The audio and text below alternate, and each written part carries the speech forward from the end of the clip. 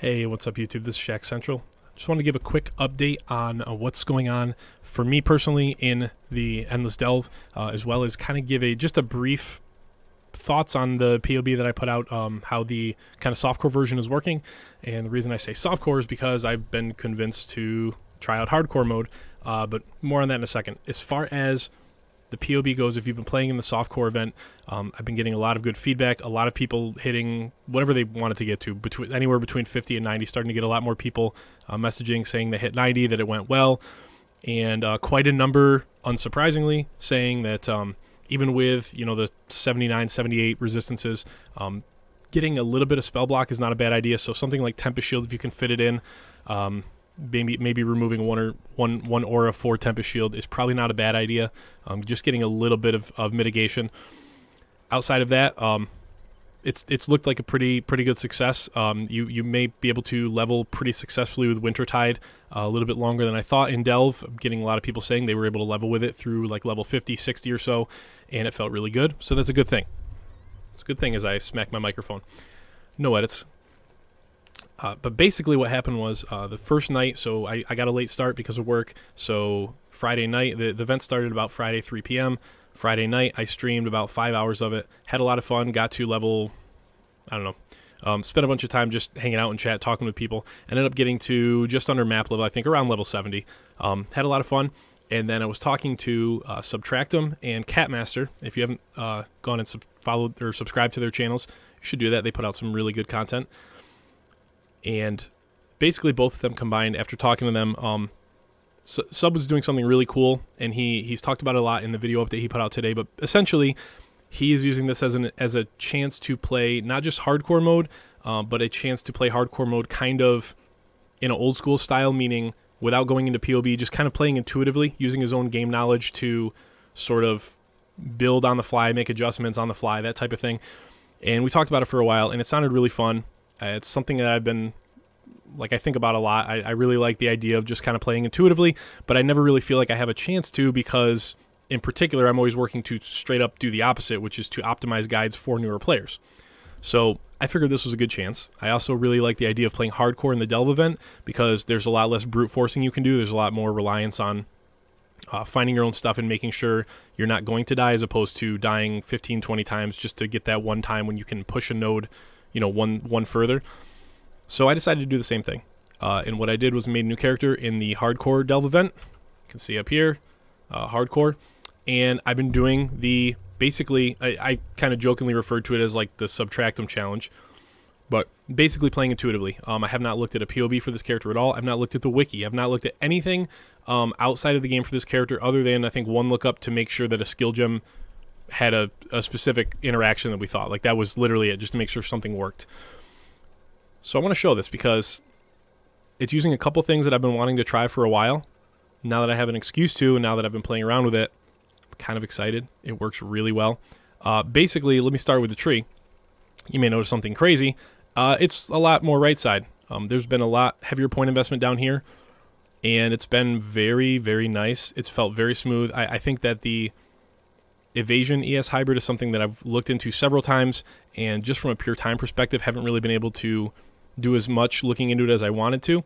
So this was a really good chance to do that.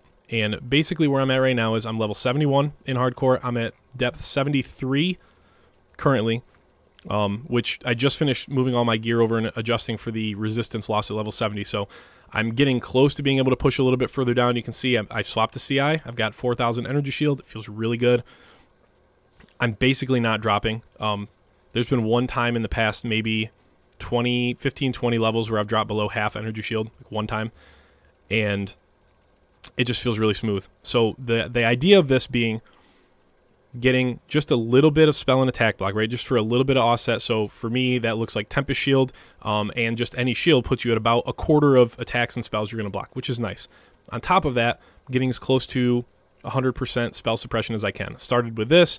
As I get Evasion ES hybrid items, I've been basically taking and selecting and unselecting that 10%. If your boots, helmet, and gloves have evasion, anytime they do, I'll take that node, and it feels really great. But I basically have taken suppression here. We've taken suppression here when we're on full energy shield, which we almost always are, and I'll explain because we got a lot of regen and recovery. And then we're always on full life. So this feels really good. Also taking Grace Mana Reservation and also the massive evasion rating increase has felt fantastic. I took Ghost Dance all the way at level 50, and it's felt great. I've taken it off, I think, twice, just because I removed a body armor shield with high evasion, and then put it right back on as soon as I had a replacement. But yeah, it's simpler than it looks. It's a lot of mana reservation here, a lot of mana reservation there. It's a spell suppression, energy shield, and evasion, and then it's a hardcore focus build. So this is not something I would not play this current setup in softcore. It is low DPS, but it is extremely tanky right now. Basically, it's just super. I'm not dropping. I originally was planning to. I did not think I would be able to fit Grace and Determination. I still can't currently, but what I ended up doing was I thought, if I'm going to run Purity of Elements anyway, seems kind of bad, because the nearby that we already can't be chilled and frozen with Purity of Elements. The more cold damage and the bottom line, the nearby chilled enemies deal 10% reduced damage with hits, which you can read if I don't put it over my camera. Those somewhat get offset if you take Malediction. That's kind of like a similar thing. Malediction, they take more damage. You're going to deal more, you're going to get more curse effect, and they deal reduced damage. And then the middle line, Freeze and Chill, the whole idea of playing the build that we've done for Delve, which is like Frostbolt and Freeze focused, if I can find my Frostbolt, is that we don't really need the Freeze either. So I thought it was going to be good to just go Forbidden Power and Malediction. With my new idea, I think I can fit Determination in. And so, well, I know I can because I'm running Purity right now. So basically I can, I'm farming Regrets right now because I use them all for other things, and I'm going to swap this back into here. As soon as I hit 75, I'll be able to take Frigid Wake and swap over. And the way that I'm dealing with the other ailments is actually through Charge Mastery, at least for Ignite.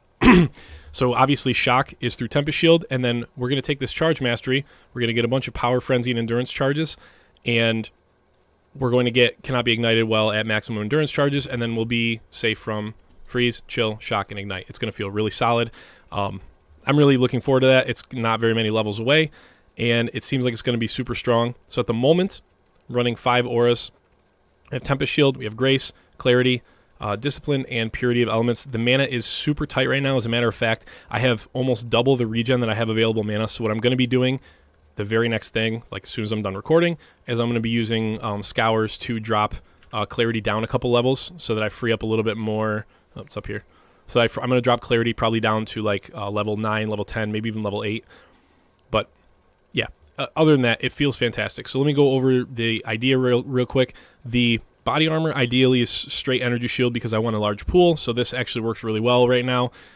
You can do evasion ES or even armor ES with like a Saintly Chainmail, but I'd like it to be pure ES. Ideally, this will be an Archon Kite Shield. Once we have Determination, we'll have a good amount of Fizz reduction. And Archons you can get pretty consistently with Dense Fossils up to about 1,000 armor on it. So I'm going to ideally replace this soon with an Archon. And then these I want to be basically hybrid items. You can see I'm not quite there yet, but I'm working on hybrid items. The Beta Breath is really nice. Not necessary, but it was a really nice find, and I managed to work out the resist for it. This is where it gets kind of cool. We got the Frostbite on hit ring with some attributes, which is really nice. And then this ring is just basically, these two items are pumping energy shield and resist as much as we can. The Scepter's pretty basic. As far as skill setups go, Vortex ideally will be swapped out in a fifth 5-link, with a 5th link soon, if we get one. It'd be Vortex, Hypothermia, Swift Affliction, Efficacy. You can see I'm kind of using it just straight up for DPS. This is the main DPS. This is just enabling it. So Frostbolt, faster casting right now. Pinpoint, which has been the most unbelievable tech. If you're using Volley, try Pinpoint out. It's incredible. It's basically works really similarly, except when it's time to kill a single target, you can just add Frostbolt to kind of your single target DPS. It's so good. And then I'm using Bone Chill. You may notice I took out faster projectiles. That's because I've gone down here and taken ballistics. So I get enough speed there that I can actually get really nice coverage. I'll show you real quick. It's actually going to feel not as good because I've got that mana issue. But basically, they're spread enough that we can get really, really, really nice coverage of our vortexes. So that feels fantastic. It really does. It feels so good. And then obviously we get the Profane Bloom pops and we get the freezing. I took up here cold damage instead of cold dot multi because this also gives more chance to freeze, and I'm not running elemental focus on vortex. I want to be freezing anything I'm not shattering, or anything that's not exploding with Profane Bloom, we want to be shattering. And then cold mastery, we've already got a chance to gain a frenzy charge when we shatter an enemy, so that'll make this fill up a lot faster with the power and endurance charges. So that's just a brief overview of what I'm playing right now, and it's really simple. It's going to be, this is your damage, this is kind of your enabler. I've got Grace, Clarity, Tempest Shield here, Purity, which will be subbed out.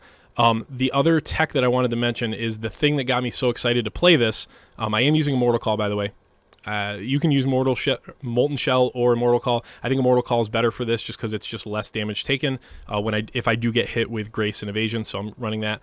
This is the tech right here. And you can pretty much just think of this as unlinked. It's only here because I just didn't want to spend the fusings to unlink it, and it doesn't really hurt it, but Siphoning Trap is awesome.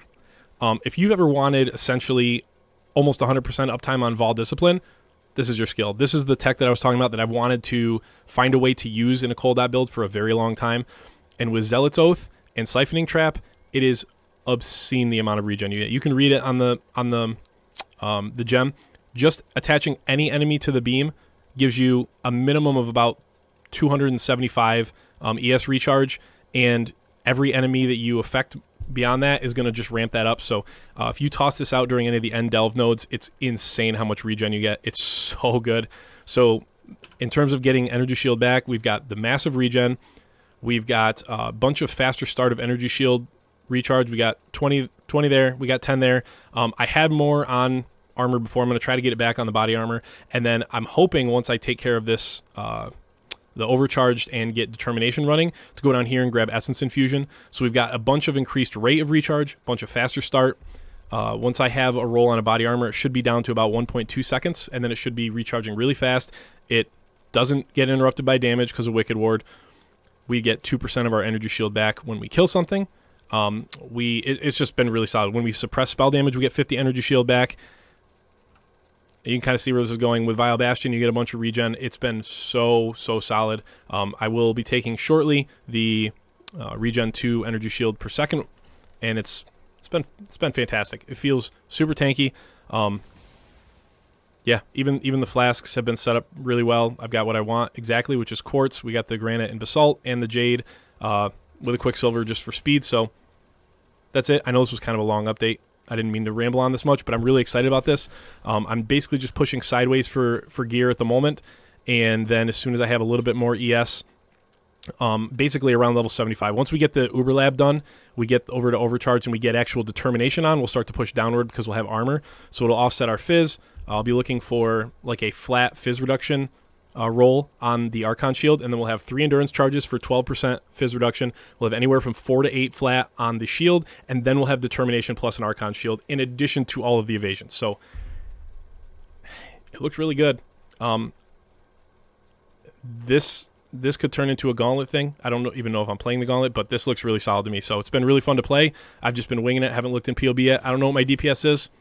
I'm assuming it's just the letters LOL, but it feels fine. You know what? Let's run one node just so you can see kind of how it feels. Again, I'm running lower stuff right now just to, I'll run something like 70 maybe. It's about as high as I've been wanting to go at the moment until I finish out getting some of the items that I was looking for. Let's do, let's do a little Azurite Vault, and you'll see. This might feel a little bit clunky because, like I said, with the mana, I haven't scoured my clarity yet to make it better, but still pretty simple. Frostbolts hit them, they get cursed with frostbite. We freeze them, we either pop them or shatter them. And you can see we're at currently. Oh, yeah. Right now, because of the Forbidden Power, I think is the other ascendancy. I actually barely even know its name, even though I've been playing Occultist nonstop for years, because I pretty much never take it. But currently we're at like 4 power charges all the time. Overcharged will also basically make that power plus endurance. And then we get the frenzy charges from those shatters currently. So, yeah, it's pretty much just a matter of keeping the ground covered. And then the Siphoning Trap right here, you can see as it attaches all those beams that attach to you. As long as you have any beam attached, it's going to be close to 300 regen. And then for each individual beam attached, you also get another flat, whatever it was, like 25 or so. So, yeah, as you can see, Energy Shield just doesn't go anywhere. It just doesn't go anywhere. We get it on kill. We get it regen. If you want even more, if we do run into an issue, another thing we'll be taking shortly that I leveled with and it was pretty solid is in the Elemental Damage Mastery. There is a mastery that will give you 1% of elemental damage leached as Energy Shield. You can get that from multiple places, actually. Let me go back now that you've seen that. Again, works pretty well. You can get Energy Shield leech here, this whole node. You can get it right here. There's a 1% right there. There's also Energy Shield leech right here. So there's ways to get even more on top of that. So yeah, this turned into like a 17-minute video, but it is kind of an overview of what I've been doing for the last few days, and I'm going to push this as much as I can. Because I spent the entire first day in softcore, and I have like full-time job. I'm on my lunch break right now, full-time job, family, all that. I'm in the top. I think overall delve depth I'm about 3,700 right now. I'm like top 500-ish cultist. It's super popular ascendancy. But as I keep going, I think I'm 2 depths away from passing like literally 50 other occultists. So it's as you get through the 70s alone, it pops up in leaps and bounds as you get through the early mapping. So that's it. Hope you enjoyed this. I know it was a little bit rambly, but show you what I'm working with that I'm really excited about. And yeah, you can check in. I'll be playing this again on stream tomorrow night, Tuesday, about 8:30 Eastern Standard Time is typically when I'll go live. So hope to see you there. Let me know how your Endless Delve event is going, and yeah, I'll catch you down in the mines. Bye.